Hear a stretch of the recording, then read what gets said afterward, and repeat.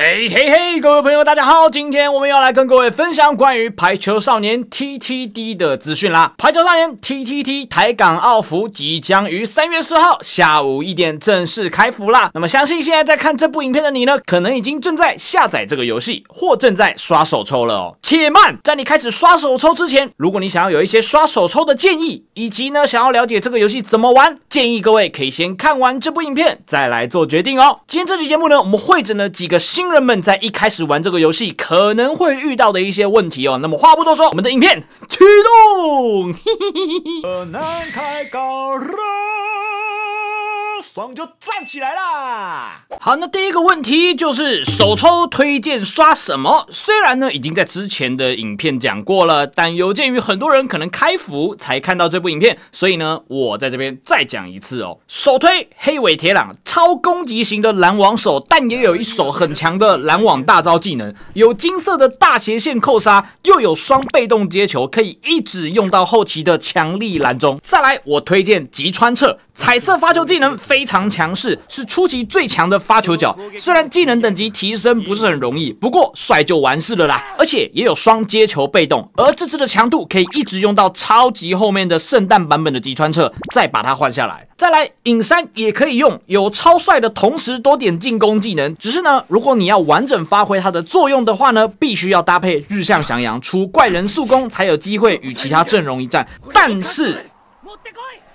但是日向翔阳的接球能力绝对会让你崩溃，全游戏最不会接球的角色没有之一。换句话说，他接球的话就是来搞的。至于其他的普彩角呢，可以参考下方这部影片。我在这边呢就不再多做赘述了。好，再来下一个问题呢，应该要优先提升星数还是等级呢？在你一开始玩这款游戏的时候呢，这个故事模式呢可以让你去刷得大量的资源。这些故事模式呢里面有些关卡它会是有推荐战力的，有推荐攻击力跟推荐守备力的。那么如果你的守备力跟攻击力不够，还是有机会可以过关，只是就会比较困难。所以在一开始呢，我会建议大家呢可以以提升战力为最高目标。那么如果你要以提升战力为优先的话，应该要先提升星数还是提升等级呢？在这边教大家一个方式哦，你可以直接去抽角的这个地方呢，选择你想要的任何一个角色，接着按下下方这个地方的这个问号，然后直接找到这边这个 Preview预览的按钮，点进去之后呢，你就可以大概看到你这个角色呢，它在某一个星数的时候呢，战力提升的程度了。那么你可以很明显的看到呢，直接去提升角色的星数所增加的攻击力和守备力，是比起你去提升等级还要来得更快的。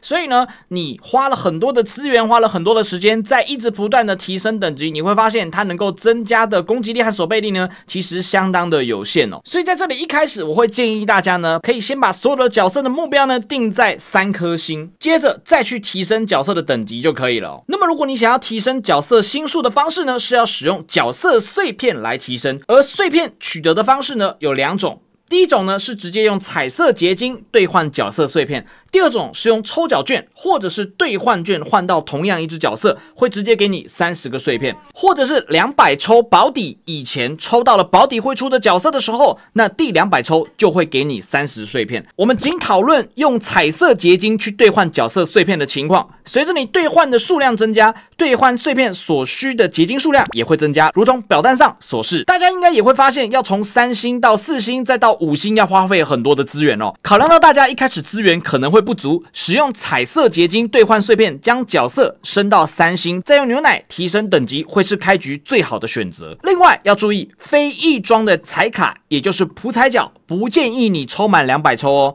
因为之后都会纳入常驻，也比较有高几率抽到同一只而获得碎片。当然，如果你是课长或强度厨以上，就通通都不用管啦，只要拿到那个30碎片，基本上是很好可以将角色升满到5星的。好，再来第3个问题，彩角以外的角色要练吗？最稳定、最值得的投资一定是彩角啊，但一开始呢，为了过故事模式拿钻石，会需要优先提升战力来过关。彩角以外的角色，比如说像你看到呢，有一些是金色的啊，有一些又是橙色的啊，有一些呢是紫色的，有一些是白色的，到底哪一个要练呢？我会建议大家呢，单纯只练像这边这几个金色的角色，其实就可以了哦。金色角色呢是活动换得的角色，通常在活动关卡上面呢会有能力加成。当这些金色角色在场上的时候呢，获得的资源也会增加。随着你的关卡不同，有可能某一个角色它是会可以再次派上用场的。只要把它放在你的阵容当中，你所获得的资源呢，也是会增加的哦，而且它也不会遇到定期体力弱化的问题。所以如果你是无氪或小氪玩家，要提升战力的话，首推就是练金角色啦。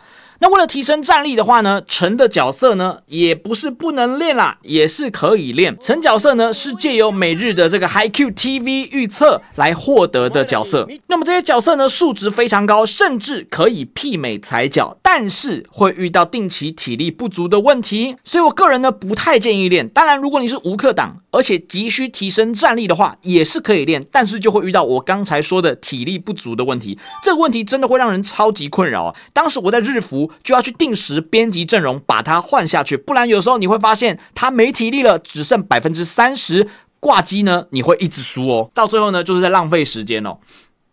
下一个问题，我们每天要做的事情有哪一些呢？当你一进游戏呢，按下右下角的这个游玩呢，你就会进到这个界面。在这个界面当中，从图上所见呢，左边的这个锦标赛呢，你每天会需要打4场。接下来中间这里的每日对局呢，会需要打6场。再来呢，这个曜日关卡呢，会需要打3场。随着你的1、2、3、4、5、6日，它所开放的关卡呢，会不一样哦。那么当你到了礼拜日呢，它就会全部一起开放了。那基本上就是你缺什么你就打什么，很简单哦。再来呢是右上角的这个 PVP， 那这个 PVP 呢就是打人机哦。这个打人机呢，一天要打5场。再来，你就会把所有的体力呢用在这个左下角的副本模式哦。那它呢可能是提升等级的关卡，也有可能是像这一种特别活动的关卡。总之呢，你只要有足够的体力打的话呢，你都可以直接去到这个副本商店里面去购买这一些资源，比如说你要的装备，或者是结晶，或者是这些技能碎片，在这边都可以直接换得。